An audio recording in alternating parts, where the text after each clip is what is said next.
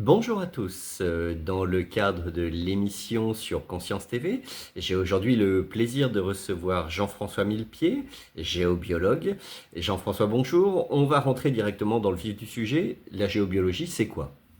Bon, bonjour à vous et merci de me recevoir. Alors, la géobiologie est toujours à la fois une science basée sur des retours réels et un art dans l'exercice de la fonction.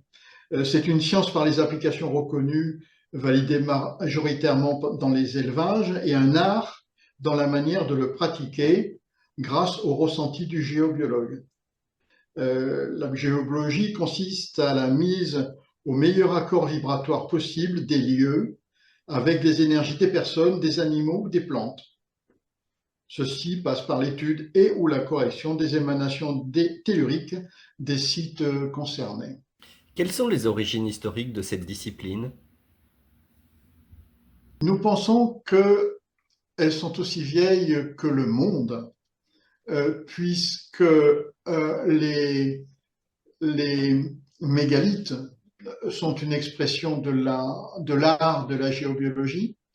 Les peuples de mégalithes sont datés 4000 ans avant notre ère, mais on a des traces qui vont bien plus loin que ça, laissant supposer que les émanations de la Terre étaient connues, reconnues par des peuples primordiaux.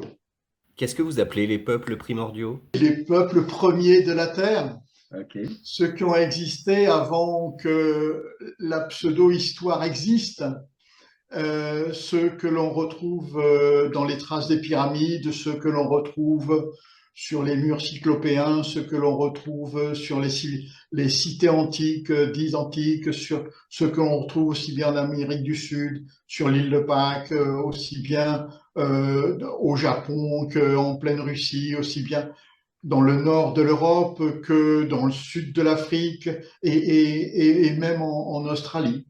Ces peuples-là, ces peuples qui ont existé, qui ont laissé des traces sur la planète et qui savaient, parce qu'ils en avaient réellement besoin, rechercher une source, tout comme le faisaient les animaux. Ils avaient cette sensibilité-là. Ce que l'on appelait les anciens bâtisseurs, c'est ça? Ce terme a été repris, le terme d'ancien bâtisseur a été repris, oui, avec bonheur par certains. Mhm. Et oui, oui, cela même témoigne d'une intelligence euh, puissante émanant de ces peuples qui avaient des technologies dont nous n'arrivons pas à retrouver les compétences ni les connaissances Mhm. et qui, dans la construction, avaient des approches de géobiologie. Maintenant, ce que l'on caractérise en géobiologie, mais ça devait s'appeler autrement par le passé. Pourquoi la géobiologie suscite-t-elle autant d'intérêt aujourd'hui? La géobiologie a perdu son intérêt dans les quelques années qui nous ont fait partir des terres comme monde agricole pour aller vers les villes. Et maintenant, on se rend compte que la ville n'est pas la solution pour beaucoup de choses et que ce rattachement à la terre que nous avions perdu, eh bien, nous en avons besoin, un réel besoin de retrouver ce rattachement à la terre, rattachement à la terre de notre vie, de nos lieux de vie. Et donc la géobiologie a toute sa place dans cette évolution vers une vie plus en rapport avec la planète, et heureusement. Si on évoque les fondements de la géobiologie, celle-ci est notamment associée au rayonnement. Est-ce que vous pouvez nous en dire un petit peu plus? La géobiologie est basée en priorité sur les rayonnements telluriques émanant de la Terre. Bien mis à mal en ce moment, nous allons découvrir un nouveau monde peut-être, on va voir, et sur les rayonnements telluriques principalement. C'est les rayonnements qui nous permettent de retrouver des traces autour des alignements de menhirs, autour des différentes constructions, Cromler ou autres constructions de l'époque des mégalithes. Euh, ce sont les rayonnements telluriques qui ont permis à ces peuples de construire, d'édifier ces assemblages d'éléments,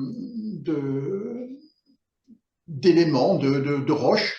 Ça, c'est la base de tout ce qui est le fondement des énergies de la Terre et de la correction que l'on pourrait y apporter en travaillant en géobiologie. Comment ces rayonnements peuvent-ils influencer notre santé et notre bien-être? Parce qu'il semble qu'il y ait des interactions entre les courants telluriques notamment et puis notre état général. Comment, pourquoi, il faut rester pragmatique vis-à-vis de ça. Si ce lieu a une résonance négative, et on dit qu'il va devenir pathogène, mais il l'est déjà, il ne va pas le devenir, il l'est déjà, il le serait pour nous. On ne sait pas trop comment cela fonctionne, cela est, et nous faisons avec. Nous faisons avec ces croisements et l'histoire ancienne, lorsqu'on s'y réfère, d'après les traces qu'ils nous ont laissées, nous permet de penser que rapidement l'homme avait compris comment, d'un lieu négatif, dû à ces croisements telluriques, pour une raison qui est naturelle, nous pouvons le travailler et le transformer en un lieu positif grâce à des corrections que nous apportons, les menhirs, etc., grâce à ces corrections physiques, mais pas que physiques. Quels sont les champs d'application de la géobiologie actuellement?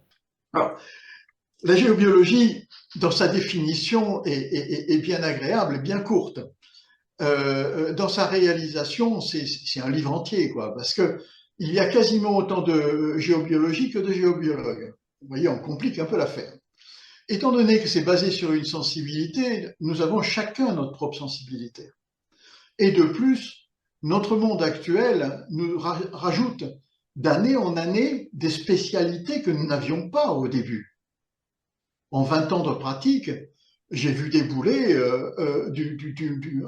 des besoins en technologie que nous n'avions pas. On en rajoute à chaque fois. Là, il faut suivre, hein, il faut pouvoir suivre. La base, normalement la base, c'est d'être capable de corriger un lieu, de lui apporter les énergies positives nécessaires et indispensables à la bonne qualité du vivant, et de travailler sur les mémoires des lieux. Mais on en parlera peut-être plus loin. Voilà, ça c'est la base. Là-dessus, c'est rajouter les problèmes d'électromagnétisme, les problèmes de radiologie, les problèmes de COV, les problèmes de moisissure, les problèmes de compatibilité des matériaux, les problèmes... Oula, ça devient très très vaste comme sujet. Vous imaginez, on ne peut pas être spécialiste en tout, hein, ça c'est impossible. C'est évident. Et nous découvrons au fur et à mesure des nouvelles approches. Et dans les géobiologues, j'ai fait une petite liste pour résumer l'affaire parce que j'avais du mal à m'en ressortir, mais il ne faut pas nous porter la pierre, nous ne sommes pas universels dans notre connaissance. Et il y a des géobiologues qui travaillent sur les réseaux majeurs sacrés, les réseaux mineurs et les failles. Il y a ceux qui travaillent sur l'étude des lieux, des mégalithes, des lieux de culte, des lieux naturellement élevés, comme Lourdes par exemple. Il y a ceux qui étudient les lieux et leurs usages. C'est pas la même sensibilité, c'est pas le même degré. Il y a ceux qui étudient les constructions des habitats d'élevage, pour être au mieux. Il y a ceux qui étudient les constructions, les projets et corrections, ou en correction en géobiologie globale à la dynamisation des lieux. Il y a ceux qui, en plus, rajoutent des pollutions électriques, radon, radioactivité. Il y a ceux qui travaillent sur les nettoyages des mémoires, en rajout, avec les cités précédemment, et ceux qui accompagnent les chantiers. Donc, vous voyez, la géobiologie, c'est immense comme secteur d'activité, et il y a une pluralité intéressante.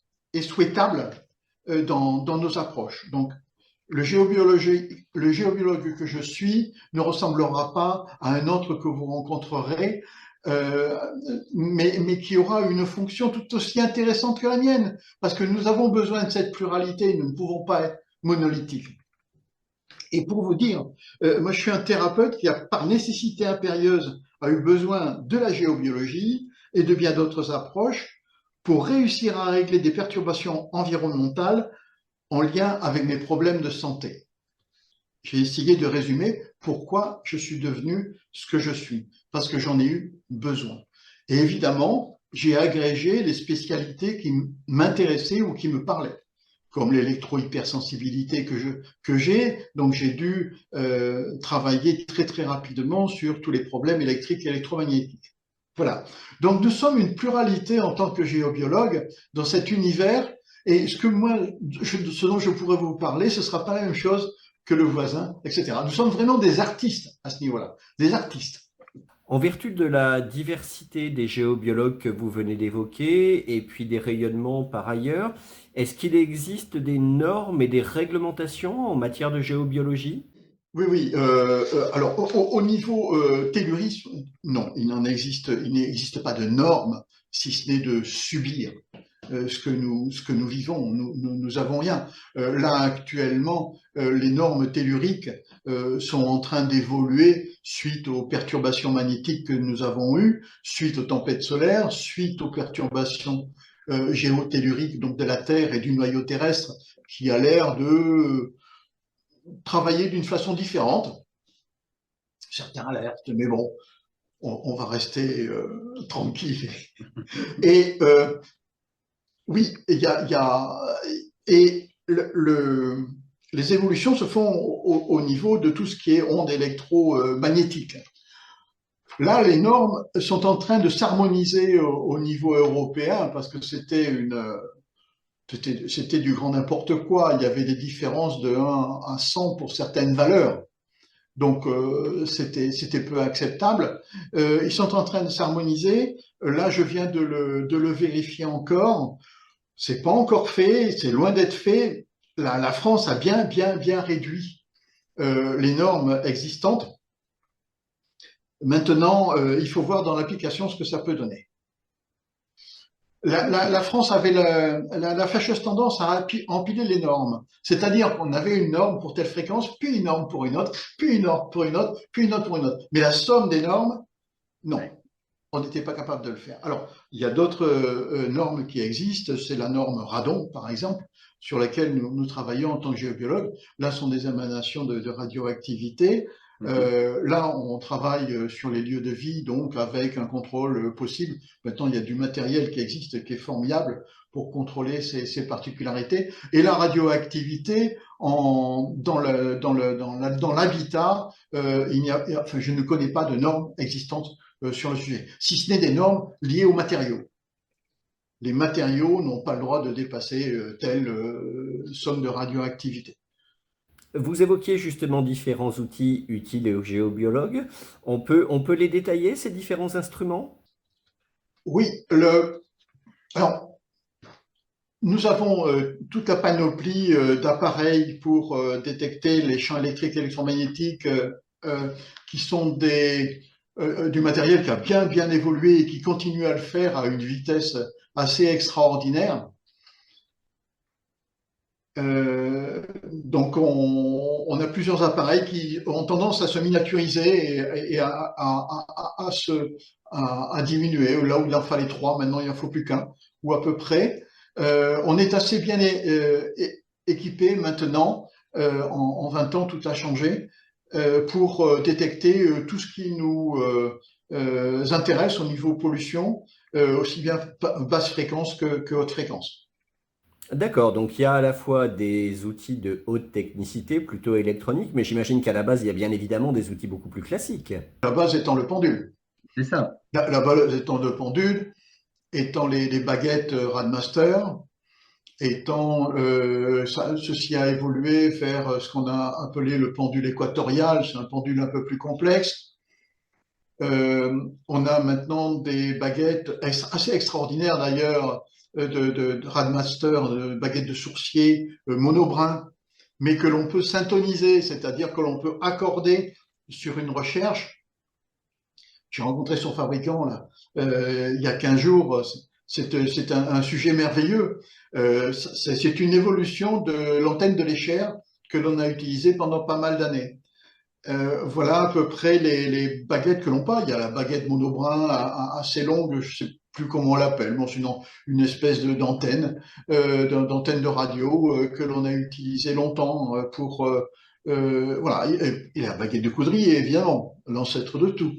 Mais le, les Égyptiens auraient utilisé la feuille de papyrus comme antenne. Et puis, D'accord. il devait y en avoir d'autres qui existaient, mais rapidement, il est à supposer, d'après les traces qui ont été laissées par certains, qu'on est arrivé aux pendules de diverses matières. La baguette monobrin que j'ai vue dernièrement synthonisée, créée par Monsieur Labbé, je dois avouer que c'est un petit peu mystérieux pour moi, parce que vraiment, c'est un outil très, très sophistiqué et très loin de moi ce que je pratique et avec lequel je cherche plutôt la simplicité. C'est-à-dire un pendule tout simple et des baguettes Radmaster toutes simples. La simplicité étant très très dure à obtenir, et c'est plutôt de la prise en main et l'état de celui qui reçoit qui est le plus important vecteur de résultats positifs, intéressants. D'accord, mais quelle est la fiabilité de ces outils? Oui, dans le technique de la radiesthésie, pour Mhm. moi, ces outils ne permettent que l'expression d'un ressenti. Oui, D'accord. on externalise le ressenti grâce au pendule, grâce aux baguettes. On externalise ce ressenti. Ça nous évite d'être canal, ce qui est très reposant parce Mhm. que faire canal, recevoir toutes les informations, les traiter quelque part dans notre fort intérieur, c'est très très fatigant, c'est épuisant. Les externaliser sur un pendule et des planches, c'est presque reposant, quoi. Voilà. Je comprends. Alors, on vient d'évoquer la géobiologie et les outils utilisés. Je voudrais désormais qu'on s'arrête sur ce qu'on appelle les lieux de vie. Il semblerait que les rayonnements aient une influence notamment sur notre sommeil. Comment cela fonctionne et comment peut-on l'expliquer? Ça fonctionne de manière induite, hein, parce que c'est nous qui recevons, enfin c'est l'humain qui reçoit, l'humain ou le vivant. Euh, Si c'est bon, on s'en aperçoit pas, ou très peu, puisqu'on a un bon sommeil, et ce qu'on considère comme normal. Si c'est mauvais, on s'en aperçoit tout de suite, on a un mauvais sommeil. Et donc, dans ces cas-là, c'est l'empirisme, là, on n'a pas le choix, hein. Il faut tester différentes positions du lit, si c'est possible, et puis après, différents lieux où dormir dans la même maison, si c'est possible aussi. Il n'y a pas d'autre solution. Il faut être capable d'aller vers une autonomie de ressenti et se dire, voilà, à tel endroit, j'ai telle qualité de sommeil et il se passe ceci. À tel autre endroit, j'ai telle autre qualité de sommeil et il se passe ceci. Où est le meilleur endroit? Est-ce que dans ma maison, je dors suffisamment bien ou est-ce que lorsque je vais dans une autre maison, je dors mieux? Quelles sont les différences entre ces deux lieux? Que puis-je apporter de mieux à ma maison? Dans quel endroit puis-je... Voilà, c'est très long, mais au moins on est autonome d'abord. On en retire un enseignement sur son lieu de vie. Obligatoirement, on commence à se comprendre, à réaliser nos ressentis, la qualité de nos ressentis et les informations que l'on peut en recevoir. Mais si on reste sur l'exemple de la chambre à coucher, comment peut-on l'aménager pour en éviter les nuisances? on n'a pas grand-chose à faire si ce n'est savoir si c'est bon ou si c'est mauvais. Si c'est mauvais, après, il y a des solutions, hein, je ne vous cache pas. Il y a plein de solutions qui existent, si ce n'est que géobiologique. Si ce n'est que géobiologique. Après, dans une chambre à coucher, pour rester dans la chambre à coucher, il y a plein d'autres choses qui sont perturbantes, comme les radios-réveils, comme l'électricité dans les murs, comme même l'électricité de l'éclairage principal de la chambre, au milieu de la chambre, ça peut perturber le sommeil. Ça m'est déjà arrivé, hein. Mais dans la chambre à coucher, il y a une spécialité parallèle à la géobiologie que l'on a, je vais pas signaler parce que c'est un petit accessoire que j'ai et qui est intéressant, c'est le Feng Shui. Et on y apprend les ondes de forme, on y apprend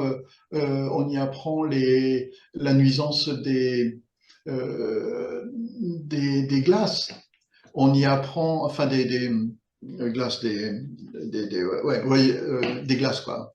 On y apprend la nuisance des coins de meubles, on y apprend à fermer les portes, on y apprend tout ça.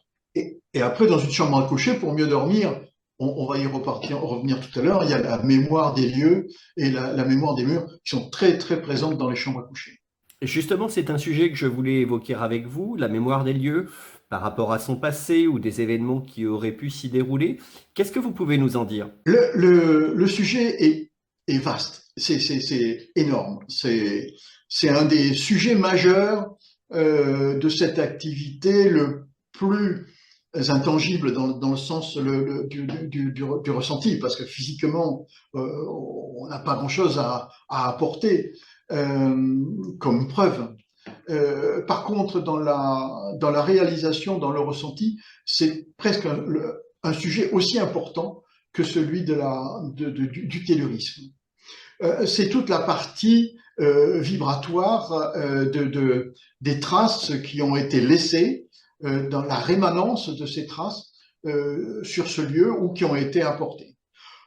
Lorsque nous dormons, nous développons une libération de nos protections. Nous sommes zéro protection, nous n'avons plus aucune défense si nous voulons être dans un état de sommeil correct. Sinon, nous sommes dans un état de veille typique du combattant qui se fatigue très vite. Hein. Donc,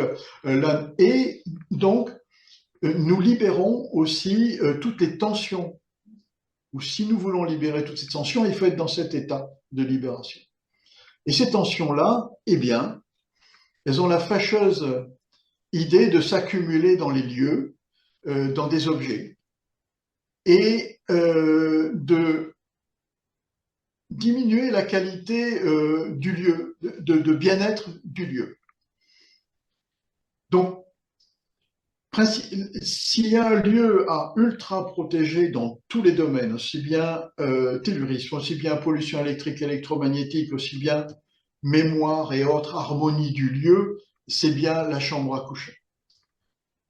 Et de ce côté-là, eh bien, autrefois, on pouvait y mettre des parfums, des senteurs, de la musique, pourquoi pas une bougie qui a des capacités de nettoyage assez importantes pour ces lieux-là. Et après, pourquoi pas une démarche spirituelle, si ça marche. Quand vous évoquez la notion de démarche spirituelle, vous faites notamment référence à un exorcisme? Là, je ne suis pas encore arrivé à l'exorcisme, mais pas tout de suite. Enfin, avant, il peut y avoir une prière individuelle, une prière individuelle, une démarche, quelle qu'elle soit, la vôtre, mais il n'y a aucun problème. À partir du moment où celle-ci nous permet de nous harmoniser, de nous harmoniser, de nous ancrer, de nous harmoniser et de nous permettre de libérer les tensions qui nous accaparent. Voilà la prière que l'on peut avoir. Après, si vous voulez une prière d'une quelconque religion, tout à fait, elle marche tout à peu près, à partir du moment où on les pratique bien. Je me permets une question annexe relative à la mémoire des lieux. Quand on y fait référence, on peut également se rattacher au paranormal, donc à tout ce qui concerne les fantômes, les défunts, les apparitions. Est-ce que ce type de champ d'application peut entrer dans la géobiologie? Alors pour certains géobiologues, oui, avec la classification que je vous ai lue tout à l'heure, oui, oui, pour certains géobiologues, ça en fait partie totalement. Pour d'autres, moins. Pour d'autres, moins. Pour moi, c'est pas un problème. C'est des choses que je rencontre assez régulièrement. Les entités, on parle de revenants, les fantômes. Bon, je veux pas dire que ce soit ma tasse de thé, absolument pas, Mhm. mais voilà, ce sont des choses que l'on rencontre. Pour moi, un géobiologue doit être capable de pratiquer l'exorcisme. D'accord, mais qui dit mémoire des lieux dit potentiellement événements tragiques ayant pu s'y dérouler et donc des rayonnements négatifs en résultant. Comment peut-on s'en protéger? Vous m'appelez, vous m'appelez, je vais vous aider à Difficile. nettoyer. Je vais vous aider à nettoyer, vous expliquer comment faire, s'il est possible, si c'est un ancêtre qui est pas passé, on est passeur d'âme, hein, eux aussi. Et puis ça peut se faire assez facilement, même à distance. C'est pas du tout un problème. La plupart du temps, de toute façon, comme c'est une distance dans le temps ou dans l'espace, on rajoute l'espace. Bon, c'est la c'est dans la nature des choses. Et là, là, ça fait appel à des notions que notre vie moderne nous a. On va bien loin de la géobiologie là, mais c'est en accord avec ce que je fais. Hein. Donc, Mhm. tout autre géobiologue ne sera peut-être pas enclin à faire ce genre de démarche. Il fera peut-être appel à quelqu'un d'autre. Hein. Ne vous inquiétez pas là-dessus, c'est tout à fait normal. Hein. Mais pour ma part, je travaille sur les défunts ou pour les défunts en leur permettant de se libérer des chaînes terrestres qu'ils pourraient avoir. On évoque le lieu de vie. Supposons que l'intervention d'un géobiologue ne permette pas de mettre fin aux difficultés auxquelles les résidents sont exposés. Et y a-t-il une solution annexe ou la seule solution serait celle de fuir? Une seule fois, pour une personne, un éleveur, je lui ai conseillé de fuir. Parce que là, nous étions arrivés au stade ultime où il n'est plus possible de faire quoi que ce soit dans les pollutions qu'il y avait. Et surtout, la plus importante, c'est quand j'ai compris qu'il y avait une forte radioactivité. D'accord. Là, je suis désolé, mais là, on peut plus, quoi. On peut plus. Tout ce qui est Alors, pollution électrique, électromagnétique, on y arrivait encore, mais après de la radioactivité, non, c'est plus possible.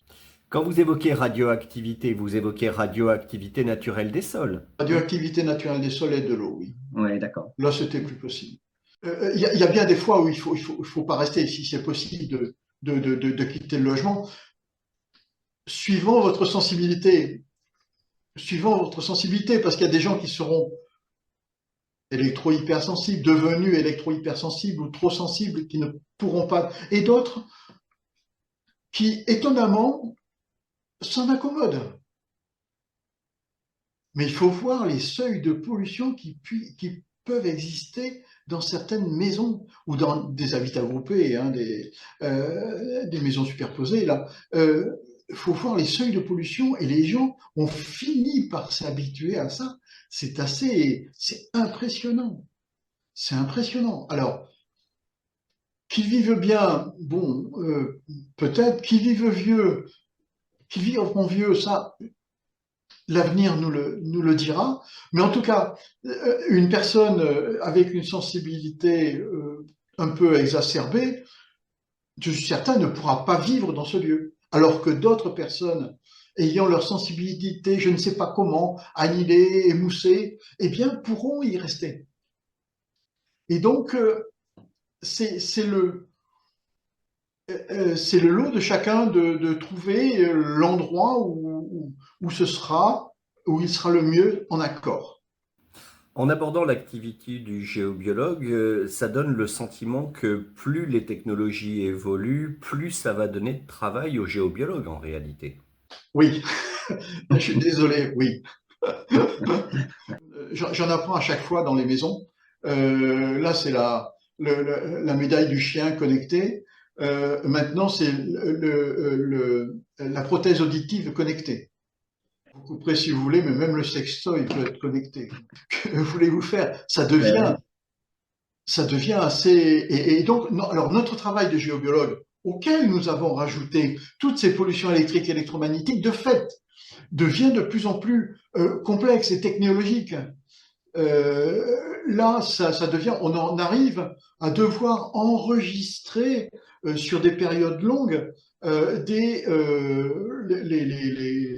relevés de pollution électrique et électromagnétique. On ne peut plus se contenter d'une photo à un instant T.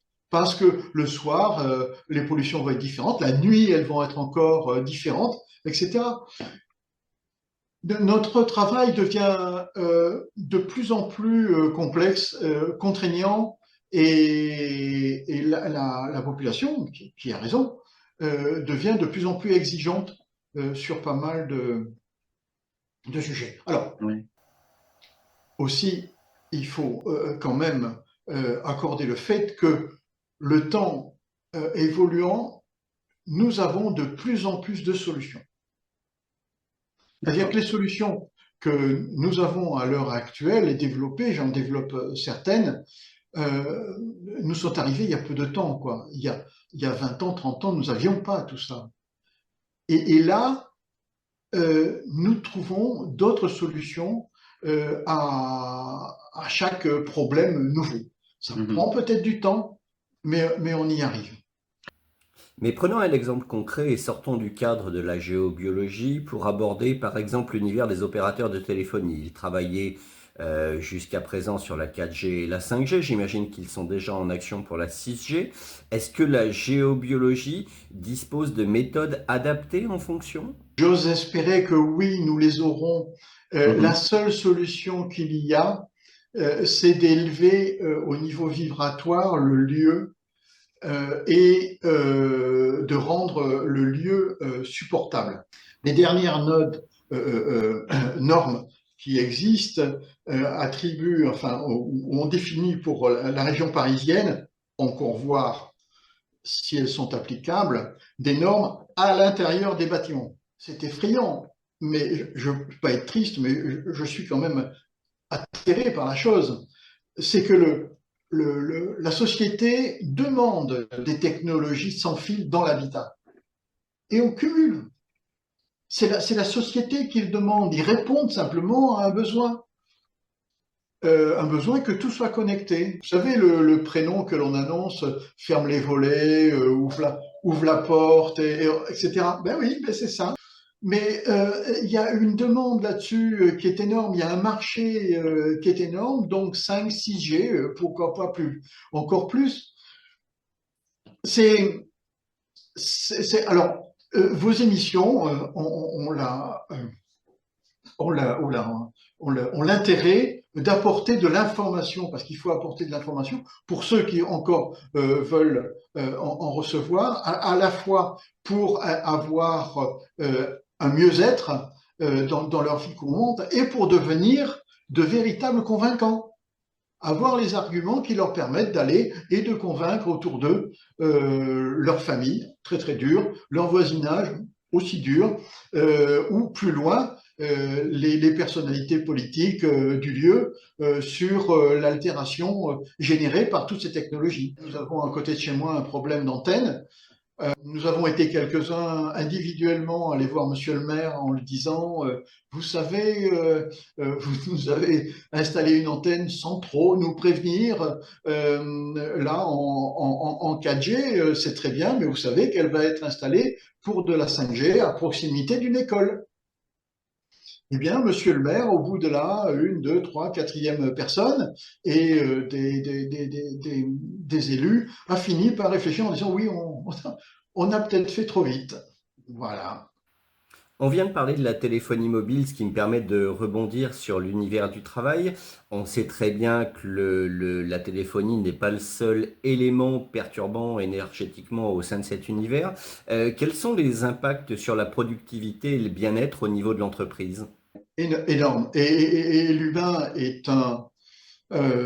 c'est un élément remplaçable, donc c'est une pièce détachée dans l'affaire. Il n'y a que très très peu d'intérêt. J'ai pas encore rencontré euh, je suis en train de réfléchir si j'en ai rencontré, peut-être que deux, qui s'intéressaient à ça pour leur poste de travail. Les autres, non. J'ai travaillé pour des sociétés ou dans l'industrie. C'est une question qui n'est pas abordée parce qu'ils rentrent dans les normes et ils considèrent qu'ils sont dans les clous. Et je suis effaré toujours encore, et toujours quand je vois les caissières de supermarchés balayer avec leur petite douchette là, laser les articles et leur ventre. Je suis effaré par tout ça, j'en parle assez souvent, et puis euh, il y a une fatalité, et on n'a pas le même respect, assez extraordinaire, on n'a pas le même respect pour le monde animal, on a un meilleur respect pour le monde animal que pour le monde humain, pour les humains. Pour un facteur important, c'est-à-dire que le monde animal, il y a un facteur de productivité, de rendement. Et l'animal, quelque part, c'est terrible de dire, mais l'animal, on va mieux le protéger que l'humain. Et il y a des éleveurs, ça m'est arrivé de leur dire, mais attends, dors pas dans ta maison, va dormir dans ton poulailler, tu dormiras mieux. Parce que le poulailler était exempt de pollution électrique et électromagnétique, alors que la maison était complètement polluée et que l'éleveur ne voulait pas changer de mode de vie. Donc, au niveau du monde du travail, c'est effarant. Il commence à y avoir des normes parce qu'ils commencent à se rendre compte que ils perdent du personnel. Les cabines avant de TGV ont été blindées le jour où ils sont aperçus qu'ils n'avaient plus de conducteurs. C'est ce qui fait changer les choses. L'humain est une variable dans ces cas-là, et la société n'avance que si elle se trouve justement en panne de conducteurs dans les cas des TGV. Les rayonnements, là, on vient de les évoquer par rapport à l'univers du travail, mais ça peut être un facteur de réelle tension entre les salariés. Oui, oui, ça peut être un lieu apaisé, n'a rien à voir avec un lieu survolté, hein. Il y en a certains qui ont besoin cette adrénaline pour vivre et bien vivre. Ce n'est pas le cas de tout le monde, et on se rend compte que dans les lieux en difficulté, dans lesquels j'ai travaillé et par lesquels je suis devenu électro-hypersensible, par exemple, ne gardaient pas leurs travailleurs. Par contre, dans une maison, on apprend très très vite avec nos appareils à savoir comment on peut installer un lieu d'ordinateur, qui est un haut lieu de pollution dans la maison. Des différents éléments autour de l'ordinateur ou pour l'ordinateur, entre la tour, s'il y a une tour, ou le portable, comment il est connecté, mettre ceci à la terre, les fils, savoir où les passer, c'est un gain de rentabilité. Si je prends l'exemple d'un bureau, comment peut-on l'aménager pour éviter les zones à risque et les différents rayonnements? En priorité, c'est tout passer en filaire. Alors, je ne dis pas ça pour le vôtre, je ne sais pas comment est organisé le vôtre, mais bon, ne m'en veuillez pas, Bon, j'ai quand même un peu honte à vous avouer que je suis en Wi-Fi. vous serez pardonné. Tout passer en filaire et mettre des prises de terre autant que possible, avec des bonnes terres. C'est-à-dire que votre table, si elle est métallique, essayez de la passer en filaire.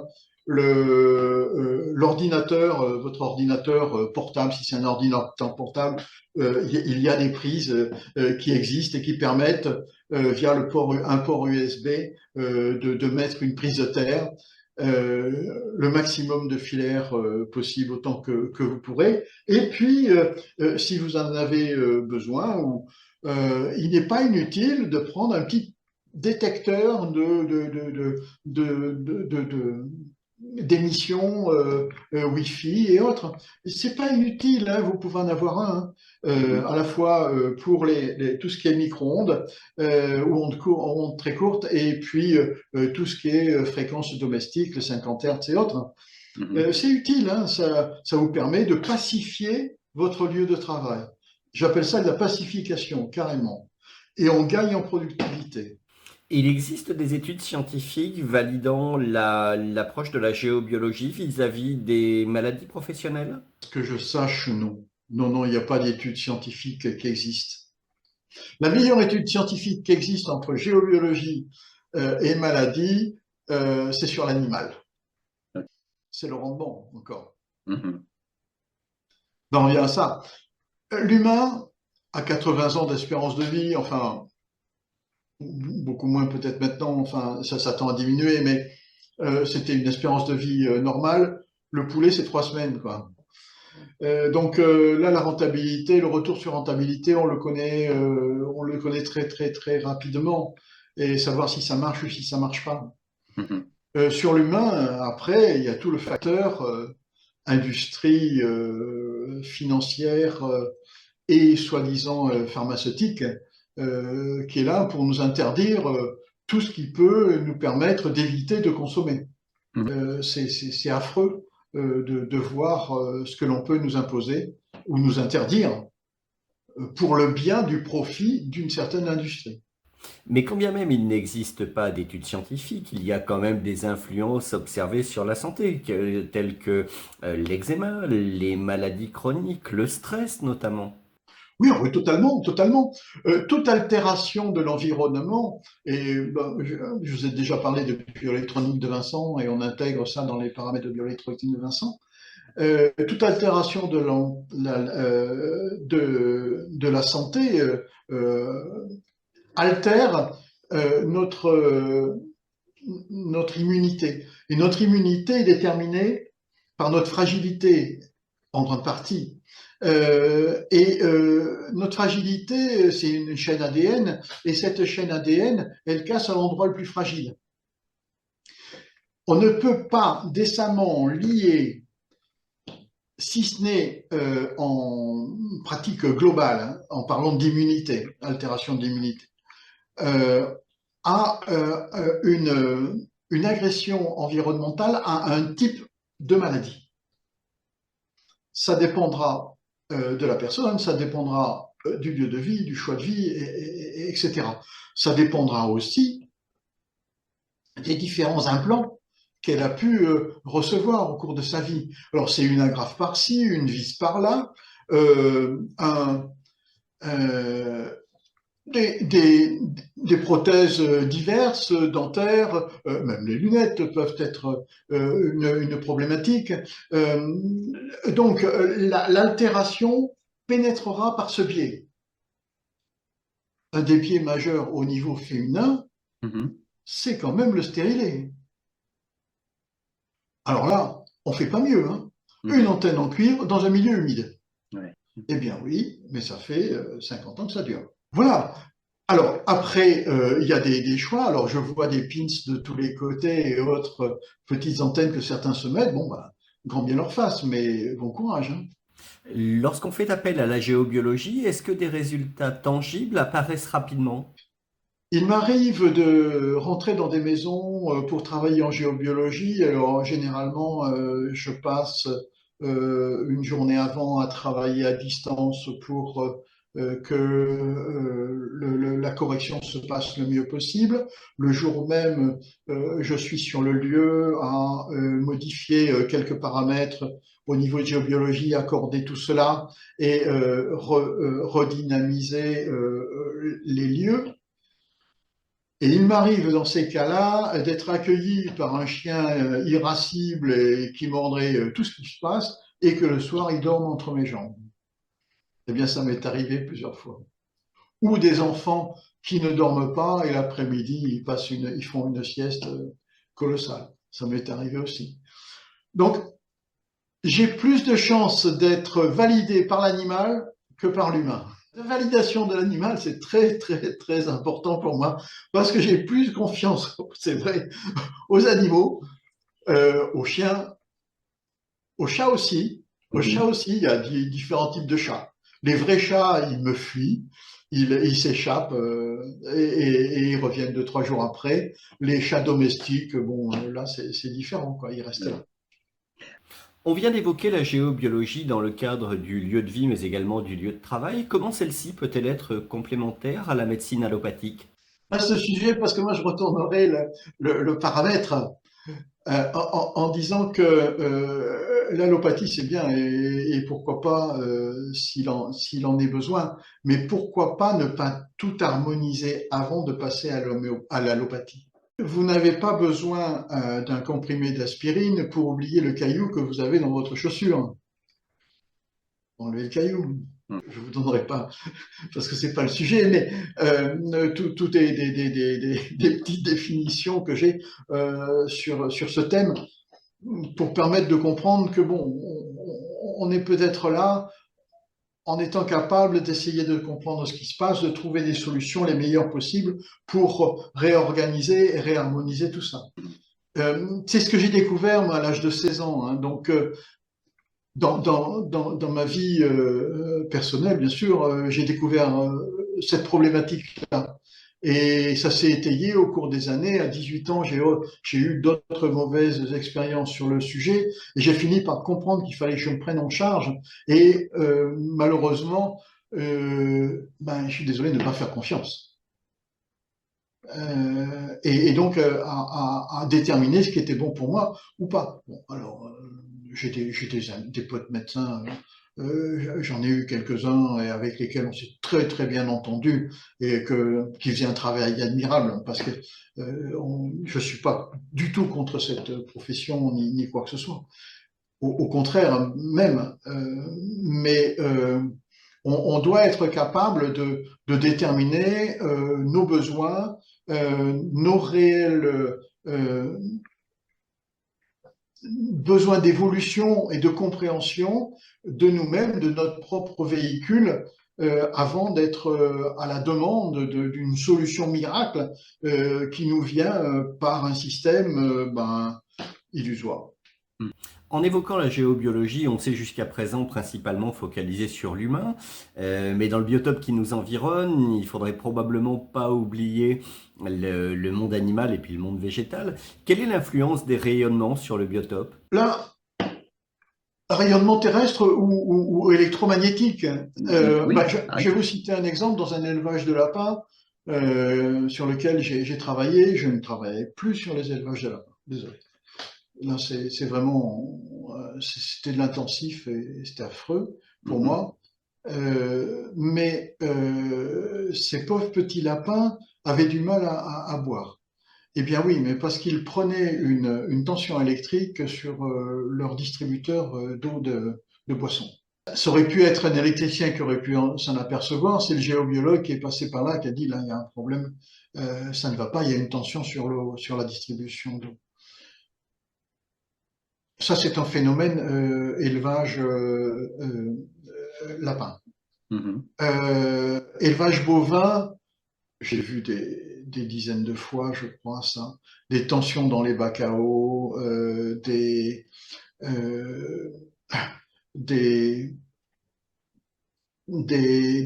retours de courant par mauvaise terre, par courant de faille, et l'animal ne va plus boire, par exemple. Je cite que cet exemple. Hein. Il mange normalement, il trouve à manger. La problématique dans les élevages, c'est principalement la boisson, avec des eaux de mauvaise qualité, et là le rendement est immédiat. Le retour est immédiat. Sur un élevage de poules pondeuses sur lequel j'avais dynamisé l'eau d'alimentation, simplement mis un système de dynamisation, comme les élevages sont contrôlés par ordinateur, au poids moyen du poulet, on sait ce qu'il a mangé ou pas mangé, enfin, on sait ce qu'il a bu ou pas bu, enfin, c'est quelque chose d'assez extraordinaire. Eh bien, il y a eu 15% de plus de consommation d'eau. Le poulet consommait plus d'eau, buvait plus, se détoxifiait mieux, mangeait plus, produisait plus. Donc là sur l'animal, c'est immédiat. c'est immédiat.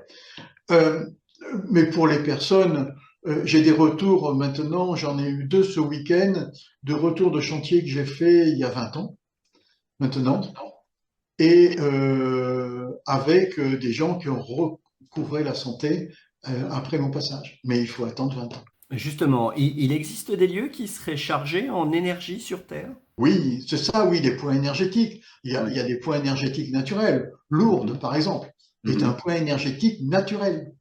Il faut savoir où les trouver à Lourdes, tout n'est pas bon, et il faut savoir visiter Lourdes en conscience et avoir le faire en toute ouverture de cœur. Hein.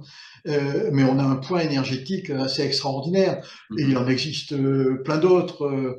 À Saint-Émilion, la grotte de Saint-Émilion.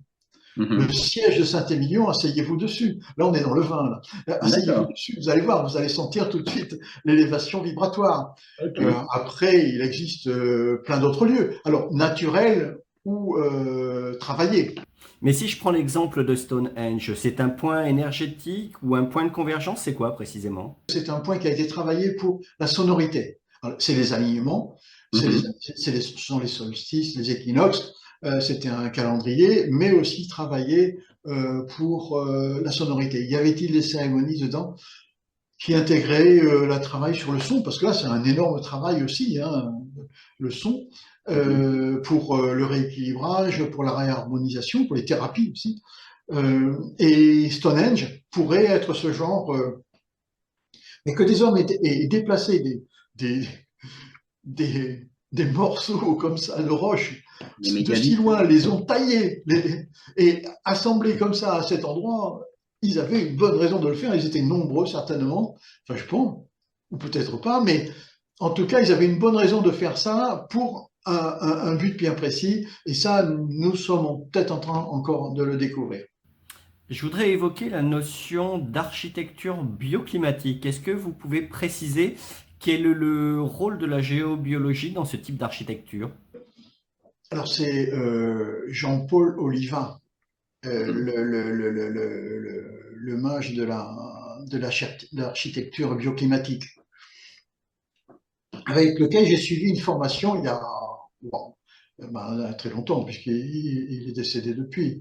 Et le bioclimatisme, c'est l'harmonie déjà d'un bâtiment avec une situation géographique quelconque, altitude, l'altitude et orientation du terrain. C'est déjà bien assez compliqué à faire. Rentrer là-dedans des valeurs d'harmonisation du lieu par les proportions, ça complique encore la chose. Hein. Et pourquoi pas, là, il faut un réel architecte de valeur pour assembler tout cela, calculer tout cela. Ce serait impressionnant. Je voudrais faire désormais une transition en évoquant les relations entre la géobiologie et la spiritualité. Quels sont les liens entre la géobiologie et les différentes croyances? La géobiologie, de par les traces que nous avons encore et que nous arrivons à comprendre, a permis aux hommes d'avoir une certaine spiritualité. Puisque la plupart du temps, dans l'animisme pratiqué, enfin tel que nous pourrions le considérer maintenant, les lieux étaient là pour intercéder à la fois certainement en divination, mais aussi en prières, vœux et autres souhaits divers de thérapeutiques, hein, de rétablissement.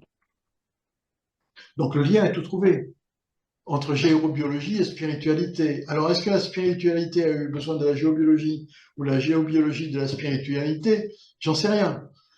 je peux pas le dire, mais un lieu de vie, un lieu de culte, pardon, de vie, de culte comme une église, une chapelle, la plupart des beaucoup de chapelles, toutes les cathédrales et autres sanctuaires catholiques actuels ont été tracés suivant des principes de géobiologie travaillés. C'est un énorme travail de ces bâtisseurs de cathédrales qui ont réussi des exploits encore pour lesquels beaucoup de mes collègues travaillent et essayent de comprendre et d'analyser ce qui s'y passe. Moi, je suis un simple utilisateur de ces lieux. Je sais dans lesquels sites nous sommes les mieux au niveau état général, Mhm. dans lesquels il y a le moins de mémoire, dans lesquels on peut profiter du lieu et s'en accorder. Dans ce cas-là, le lien entre géobiologie et spiritualité est net. J'en reviens au point énergétique. Ça me donne le sentiment, quand on aborde les lieux de culte, qu'il y a d'abord une sorte de convergence. D'abord un lieu de culte païen, par exemple, Direct, qui va devenir ensuite avec un la lieu de religion catholique. culte religieux, alors par exemple catholique. Et ça donne ce sentiment d'empilement sur un point énergétique qui est avant tout un point de convergence géobiologique. Faut pas leur en vouloir. Enfin, le système s'est fait dans le temps, hein. Mhm. C'est-à-dire que les catholiques qui sont venus par Rome coloniser l'Europe de l'Ouest, donc sont venus et ont profité de ces peuples qui avaient des cultes sur des lieux fortement énergétiques. Ces lieux ensuite ont été transformés, on a construit d'autres choses, mais on a gardé le culte sur le lieu de qualité vibratoire supérieure. Et grâce à tout cela, nous avons encore des traces.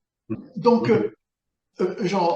c'est un grand bonheur pour moi de savoir que la religion catholique a permis de nous transmettre ces lieux dans cet état en les utilisant à sa manière, parce que une église, une cathédrale sont des lieux énergétiques qui fonctionnent Mhm. suivant certains principes bien ordonnés, qui doivent être utilisés de telle ou telle manière pour que ça fonctionne bien.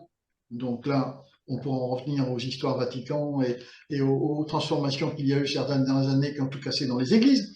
Mais on retrouve encore des traces de bon fonctionnement de ces lieux qui ont été des lieux empruntés au niveau technique au peuple premier, au Mhm. peuple des mégalithes, et qui nous permettent, pour les meilleurs, de se ressourcer agréablement, pour peu qu'on sache s'en servir. La géobiologie et la radiesthésie semblent être deux disciplines quelque peu indissociables. Toutefois, on retrouve la radiesthésie dans les arts divinatoires, n'est-ce pas? Le sujet est toujours difficile ça c'est encore un autre sujet difficile à aborder parce qu'on sépare vraiment géobiologie de divination. D'accord. On évite ce genre de raccourci Mhm. parce que nous ne sommes pas sur le même type de demande de la part des gens. Et c'est là où nous sommes tous un petit peu gênés par rapport à ça. Mais dans mon entourage, j'ai des voyants, cartomanciennes, Mhm. avec que je côtoie et ça me dérange pas du tout d'avoir leur avis ou de les côtoyer. Mais je considère que c'est une activité différente. Euh, Mhm. on ne fait pas appel aux mêmes énergies d'aide et on n'appelle pas les mêmes résonances, quoi. Ces personnes-là, principalement des femmes, savent se protéger, alors que le géobiologue sera plutôt permanence ouvert ou à peu près au niveau de la réception. Donc voilà, il y a des fonctions différentes. Mais justement, comment peut-on dissocier les pratiques sérieuses de celles qui seraient beaucoup plus douteuses? là aussi, c'est peu évident et donc c'est le bouche à oreille, hein. Mhm. Après, il y a des institutions qui existent, hein. Je fais partie de la Confédération nationale de géobiologie. C'est un groupe de géobiologues qui a Mhm. une charte, qui a un cahier des charges, qui a un réseau. On s'adoube pas, mais on, comment dire, euh, je- on sélectionne. Les gens sont sélectionnés par une petite expertise de leurs travaux, D'accord. par, par par comment dire, cooptation, Mhm. etc.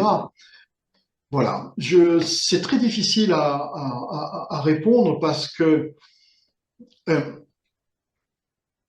quiconque se décrète un tantinet géobiologue, ça peut être la personne qui a fait un stage de 48 heures un week-end, hein, ça Mhm. arrive, hein, peut avoir un ressenti d'une certaine qualité et pourra convenir aux voisins, à la voisine, aux frères, à la sœur, au cousin, tonton ou neveu, et conviendra pour une activité. Après, si le domaine devient un peu plus ardu, il faudra passer au stade supérieur et avoir quelqu'un d'un peu plus spécialisé. D'accord. Ça, c'est la même chose que si vous Mhm. faites changer les essuie-glaces par votre fils ou par votre père sur votre voiture, et vous allez pouvoir lui demander. Mais Bien sûr. après, si c'est faire la vidange, ben, ça devient un peu plus compliqué. Et puis, si c'est changer une courroie de distribution, vous allez appeler un garage. Eh bien, dans la géobiologie, c'est la même chose. Il y a différents niveaux Mhm. et même les niveaux les plus bas de simples pendulisants débutants peuvent déjà avoir un intérêt au niveau géobiologie. Voilà, D'accord. je ne ferme la porte, vous voyez, à personne. Tout le monde a le droit. Et c'est comme ça que l'on commence à prendre conscience que l'on peut avoir un- une réponse favorable, Mhm. un mieux-être sur sa vie. Si on évoque désormais l'avenir, quels sont les développements attendus dans le domaine de la géobiologie? Au niveau tellurique, mis à part des perturbations qui pourraient nous arriver, Mhm. on a déjà subi tous les problèmes ou à peu près. Je crois on a le maximum là. On ne peut pas aller plus loin. Entre les retours par les failles d'antenne relais, entre les retours par les failles avec les multiplications d'informations circulant dans les antennes relais et circulant par les terres, on a déjà tout, même si on n'est pas à saturation totale, on a déjà tout, on a la pollution déjà extrême, terrible, et je ne sais pas où on peut aller plus loin. Euh, mais c'est de plus en plus dur à régler les problèmes, de plus en plus dur. Pour ce qui est des pollutions électriques et électromagnétiques dans l'habitat, eh bien ça, la domotique rentre dans les maisons. Le Linky est là pour nous aider à avoir tout connecté. Faut s'attendre au pire. Au niveau tellurisme pur, les changements actuels nous sommes en train de les découvrir avec les aurores boréales qui arrivent jusque chez nous. Mhm. Nous sommes en train de découvrir quelles peuvent être des altérations. C'est nouveau. C'est nouveau, donc il faut nous laisser le temps d'essayer de comprendre ce qu'il en est. Mais nous pouvons être, à juste titre, un peu inquiets D'accord. de ce qu'il en est. Alors de ce qu'il en est pour le futur, mais de ce qu'il en est pour les travaux que l'on a fait dans les maisons Mhm. et on a quand même dit aux gens, bah, vous en avez pour 80 ans sans problème, ou à peu près, quoi.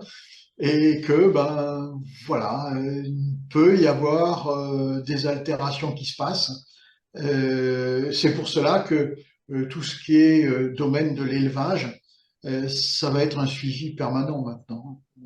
À titre personnel, comment vous voyez l'évolution de la géobiologie? Elle va se mettre à niveau en fonction de l'évolution des technologies?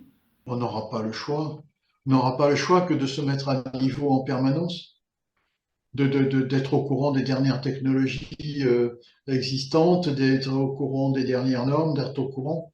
et de se rencontrer, d'en discuter, parce que un tel n'a pas les mêmes pratiques qu'un autre, et on va, par exemple, en pollution électrique électromagnétique, là, jusqu'à il y a peu de temps, on parlait très très peu du courant induit, c'est-à-dire on mesure pas le courant ambiant, mais on mesure le courant induit dans la personne. On en parlait très peu. Je le pratique depuis pas mal d'années parce que j'ai trouvé ça intéressant. Et maintenant, on en parle beaucoup plus.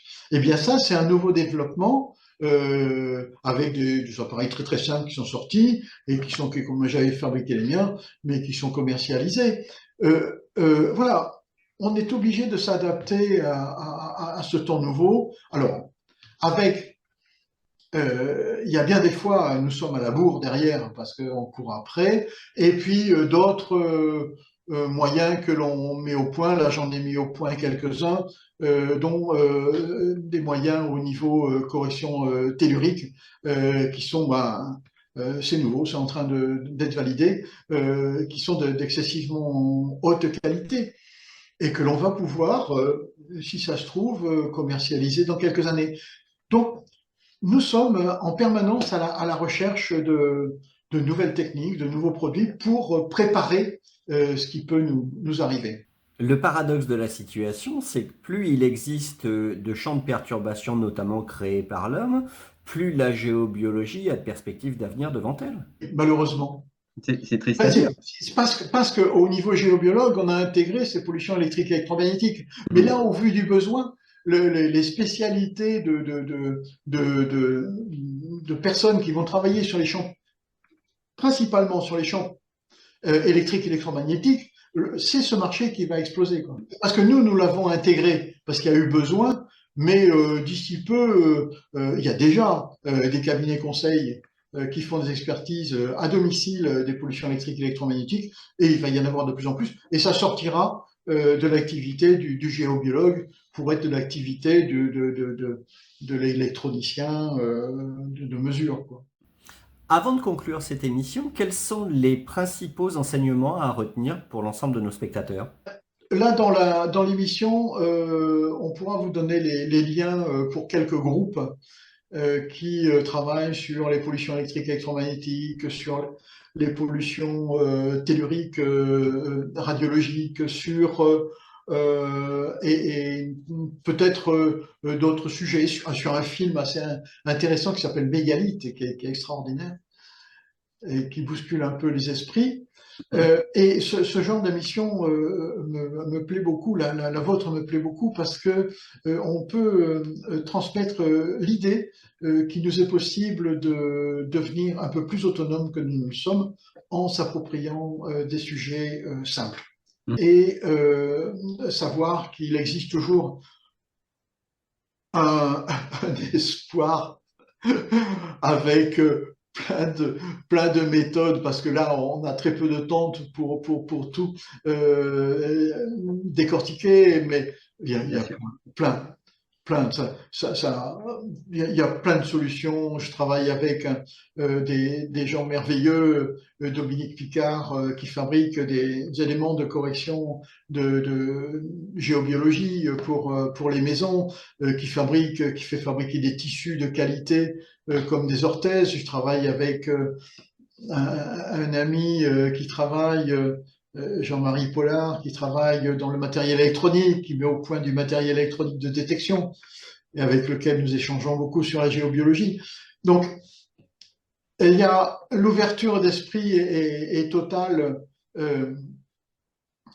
en ce domaine en ce moment.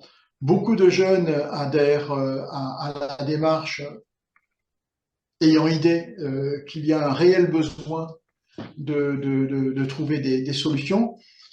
Et tout ça fait que l'espoir que l'on trouve malgré tout des solutions à tous nos problèmes existe encore, pour peu qu'on ait une tête bien faite et un bon équilibre général de nos énergies.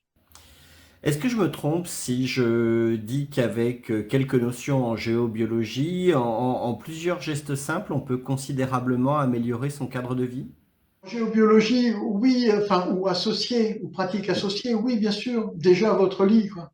Déjà votre lit, savoir si vous dormez mieux à Mhm. tel ou tel endroit. Après, votre poste de travail, vous n'allez pas pouvoir le changer, mais le lit, c'est le principal. Le lit et le poste d'ordinateur de la maison. Ce sont les deux points. Ah non, il y en a un troisième. Le canapé, oui, le canapé doit être exempt de toute électricité, de toute électricité parasite tout autour. Oui, là c'est un endroit à pacifier d'urgence. Ce que je fais chez les gens, hein, quand je fais, il faut éviter les canapés électriques ou les fauteuils électriques, éviter les lits électriques et aussi, et puis trouver le meilleur endroit pour que ce soit le mieux possible. Euh, Avec des gestes simples, on peut le trouver.